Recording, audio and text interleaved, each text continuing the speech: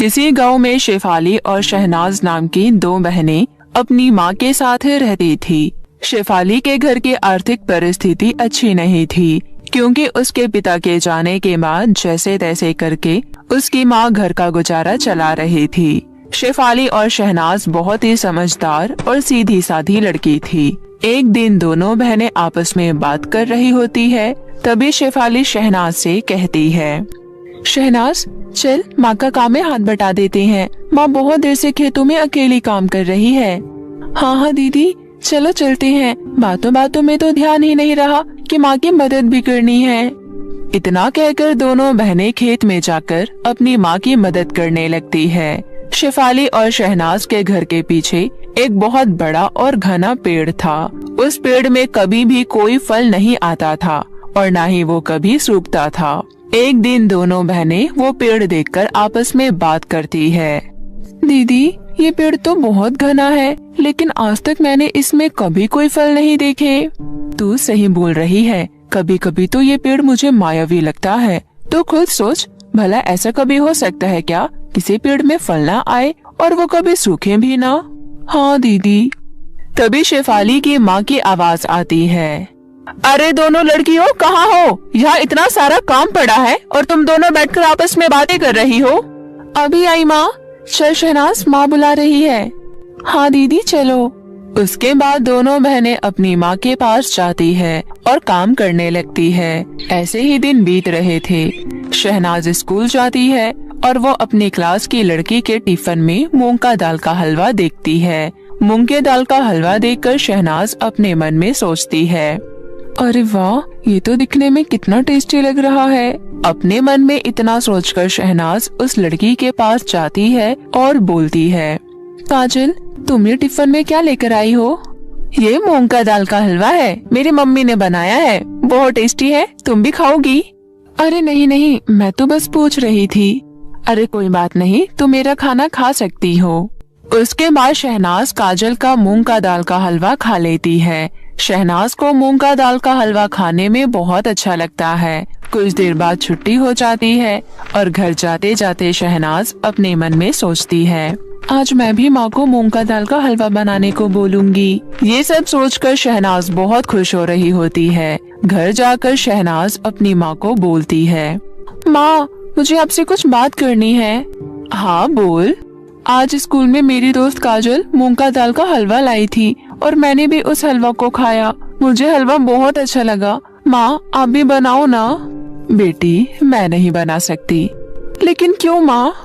मूंग की दाल के हलवे में बहुत खर्चा लगेगा और मैं इतना खर्चा नहीं कर पाऊंगी। जैसे तैसे करके हमें 2 वक्त की रोटी मिल पाती है।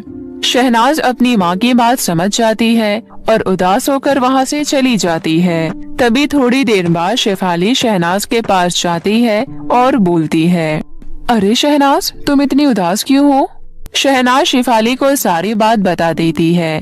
तभी दोनों की नजर एक घायल चिड़िया पर जाती है। अरे शहनाज वहाँ देखो, चिड़िया के पैरों में से खून आ रहा है। हाँ दीदी चलो चलकर देखते हैं। इतना कहकर दोनों इस चिड़िया के पास जाते हैं और उसे अपने घर ले आते हैं। दीदी देखो तो इसके पैर में कितना गहरा जख्म है। इसे तो देखभाल की बहुत जरूरत है, हमें इसका ध्यान रखना चाहिए। आप बिल्कुल सही कह रही हो दीदी, जब तक ये ठीक नहीं हो जाती तब तक हम चिड़िया को अपने पास ही रखेंगे।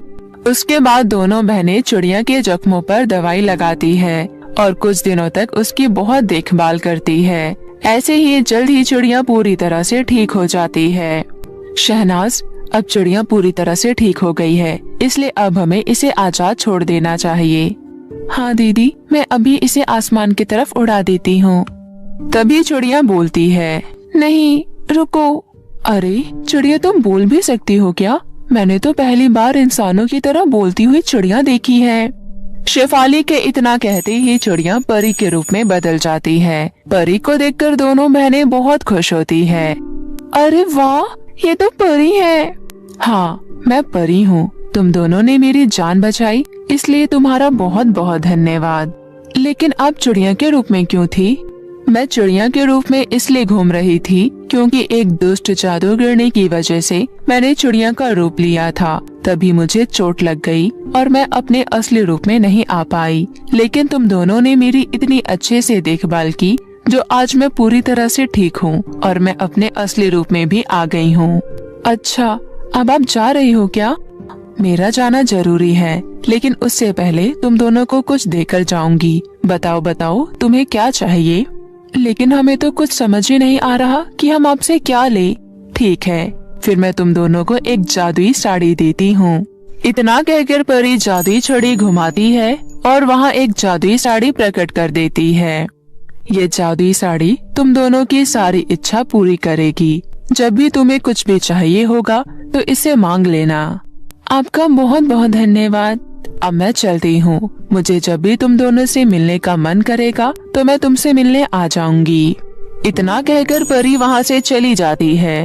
उसके बाद दोनों बहनें जादुई साड़ी अपने घर ले जाती है और उससे पैसे मांगती है। दोनों बहनें उन पैसों से एक बड़ा सा घर खरीदती है। घर लेने के बाद दोनों बहनें जादुई साड़ी से पैसे लेकर एक बड़ी सी फलों की दुकान खोलती है। उस दिन से वो सभी अपना गुजारा मेहनत करके अपने फल की दुकान में काम करके ही करते थे और दोनों बहनें अपनी माँ के साथ हंसी खुशी से रहने लगी थी।